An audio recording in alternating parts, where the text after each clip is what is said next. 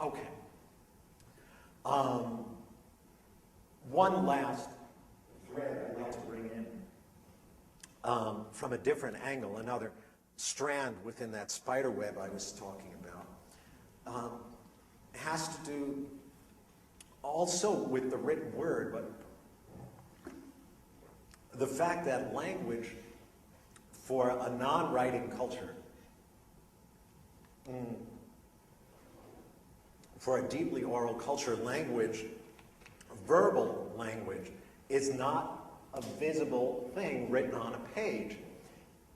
Human language or verbal language is primarily speech. It's spoken. It's what I'm doing up here, right? And for so many traditional indigenous peoples, oral discourse is assumed to be shaped breath. That is, speech is nothing other than shaped breath. I mean, have you ever noticed that we only speak when we're breathing out? You know, we inhale some of this invisible substance around us, and then as we exhale, we shape it with our tongue and our lips and our palate, let it vibrate a couple folds in our throat, and we sound it out into the world. And it is the breath that is carrying my words to your ears, or your words to my ears, right? We don't speak when we're breathing in. It doesn't sound good. We only speak on the out-breath. And so it's our breath as it goes out that carries our words, or our laughter, or our yells. And so for oral peoples, the air, this invisible medium that enfolds us, in which we're embedded, is the carrier of meaning. It's sort of like the Holy of Holies. For traditionally oral people, the unseen wind, the air, the breath, is the very body of meaning in which we're immersed. It's where the ancestors' voices linger after they've passed on. It is the very place of the spirits, is the wind, the air. And it's very sacred because it's invisible, you know. We can't see it. And so there's something most mysterious about it. And yet we see that we cannot think a single thought without continually imbibing this invisible substance. You know, we see it lofting the clouds overhead. We see it bending the branches of trees and bending the grasses. And we see that we too cannot think without drinking of this unseen medium. So how do we know that it is not also moving our own thoughts? So, since I'm speaking here in Arizona, it would be respectful to acknowledge the Diné people, or the Navajo people of this realm, who, as one very clear example of this, their most monotheistic power is something they call Nilki, which means the holy wind. And the holy wind is the whole body of the air and the sky overhead, and wind and breath. And the holy wind is what gives all things life and breath and awareness. Awareness. So everything that partakes of the air is aware. And you cannot see the wind. You can see it moving things. You see it moving the clouds. You see it moving the grasses. But you cannot see the wind directly. You can see it by the traces it leaves.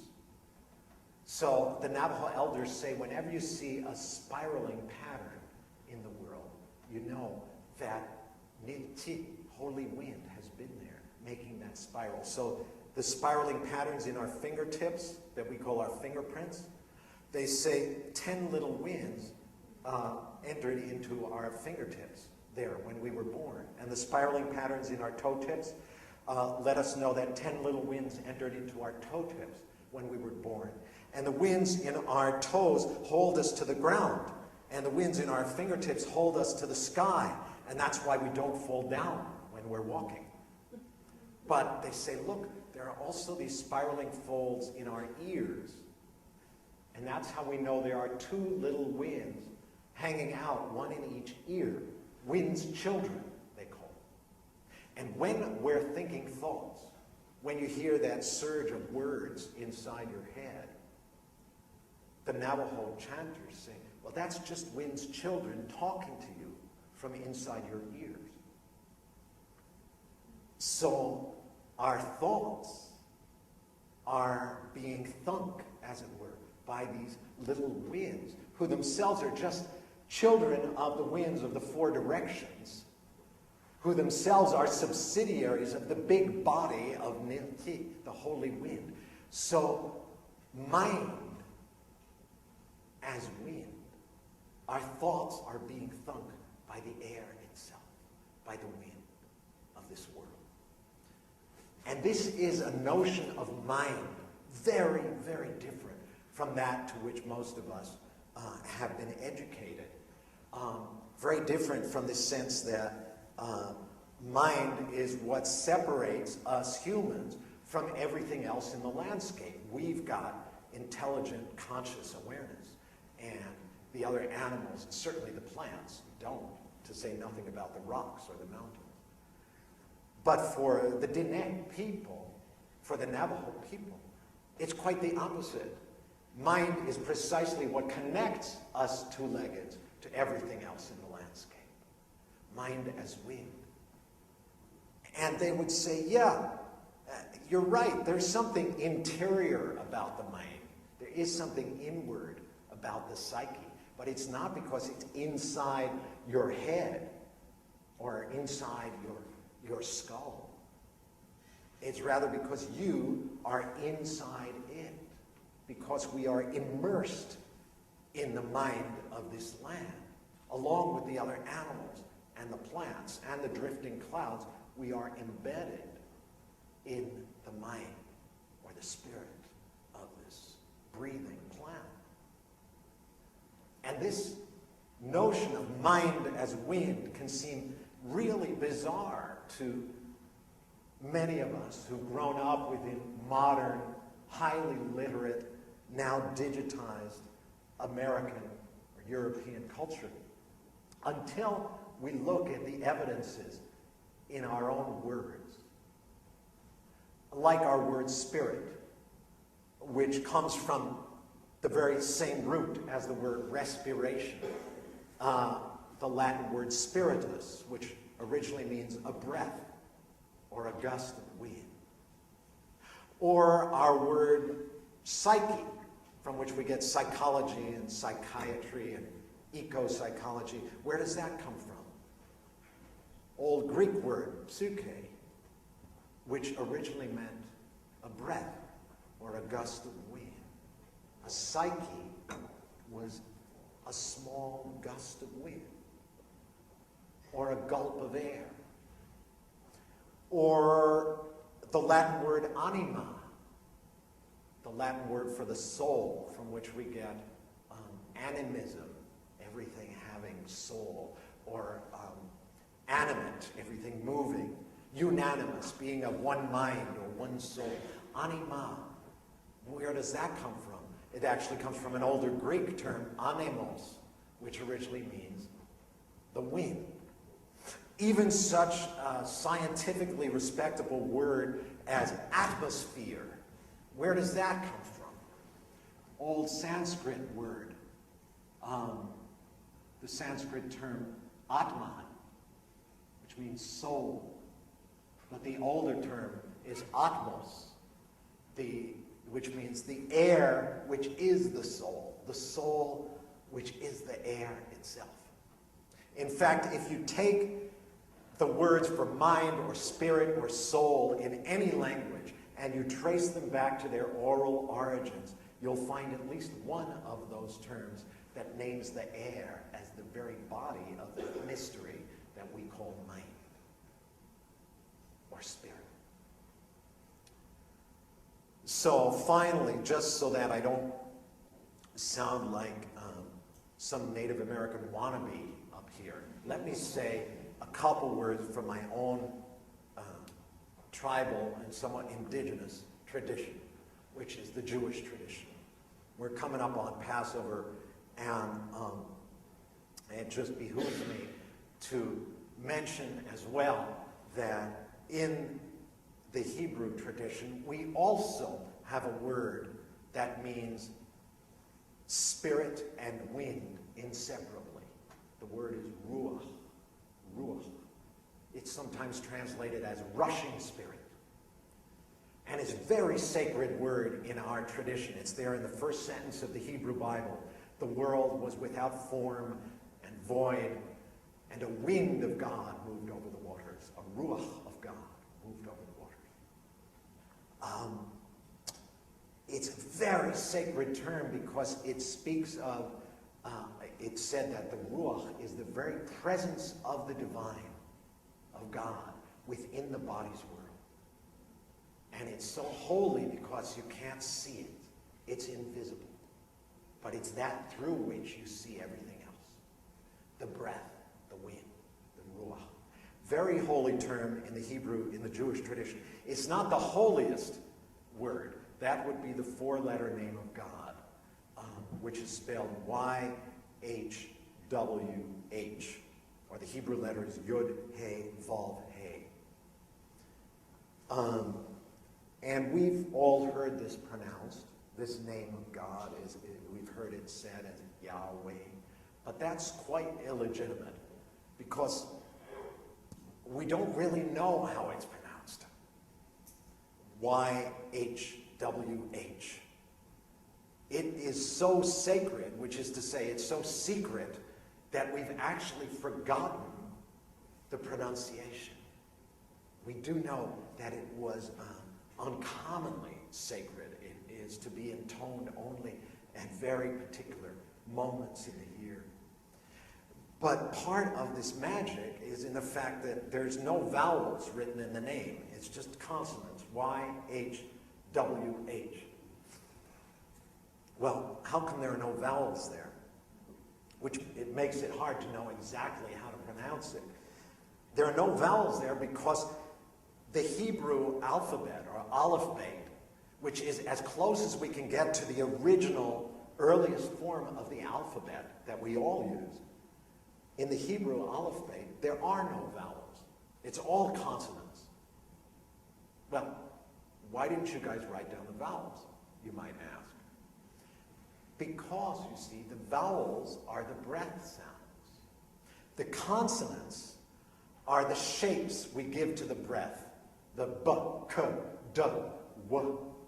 But the vowels, a, e, I, o, u, are the sounds made by the unimpeded breath as it moves through the mouth. And the breath is the ruach. It is the rushing spirit. It's the very presence of the divine in this bodily, earthly world.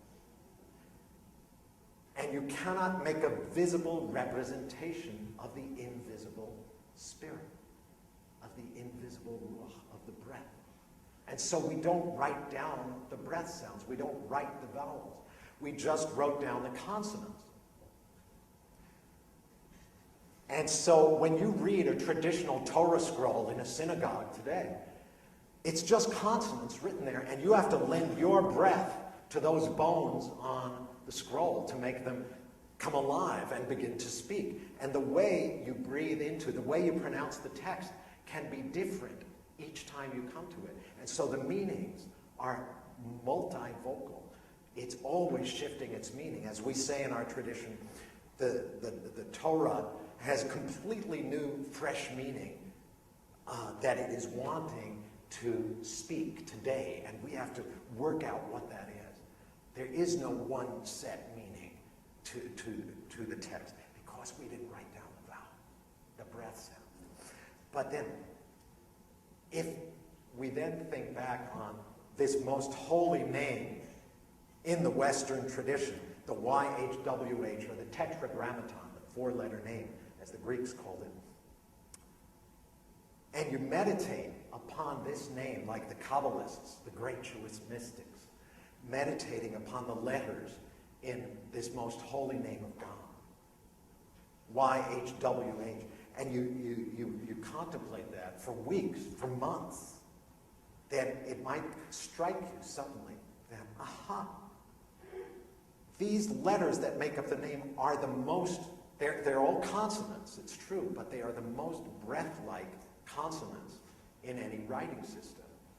Y, H, W, and then the H repeats itself. So it's ya, ha, wa, ha. And then you meditate on that for a few more months or a few more years, and it may suddenly strike you like a fist out of the invisible.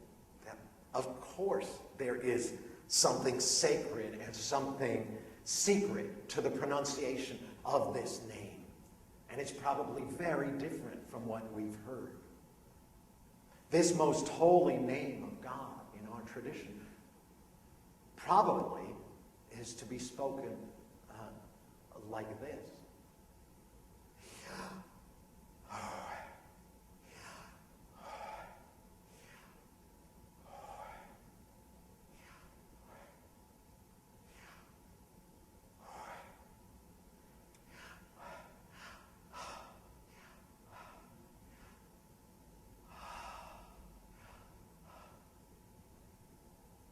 That the most holy name of the divine is the name we all speak whenever we're conscious of our breathing. This simple rocking in and out of ourselves that connects our innards with the inside of a swallow swooping by and with the soils and the rustling leaves on the cottonwoods and the clouds and the oceans. We are of one mind with the land, one spirit with the whole of the breathing earth. So, I'll just end with a poem by Rainer Maria Rilke. He says, not to be cut off, not through the slightest partition shut out from the law of the stars. The inner, what is it if not intensified sky, hurled through with birds and deep with the winds of homecoming. Not to be cut off, not through the slightest partition shut out from the law of the stars. The inner, what is it if not intensified sky, hurled through with birds and deep with the winds of homecoming. Thanks.